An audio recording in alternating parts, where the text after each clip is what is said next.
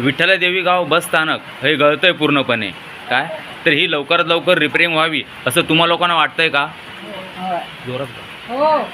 नक्की. नमस्कार मित्रांनो, मी उमेश यादव जयू. जिल्हा सिंधुदुर्ग, तालुका देवगड येथील तरळे विजयदुर्ग मार्गावरील विठ्ठला देवी गाव बस स्थानक म्हणजेच फणसगाव बस स्थानक हे या मार्गावरील एक मुख्य बस स्थानक आहे.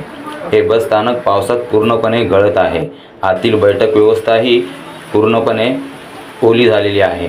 तसेच काही बैठक व्यवस्था पूर्णतः मोडली आहे. शासन आणि स्थानिक प्रशासनाने एकत्र येऊन हे गळकं बस स्थानक त्वरित दुरुस्त करावे ही नम्र विनंती.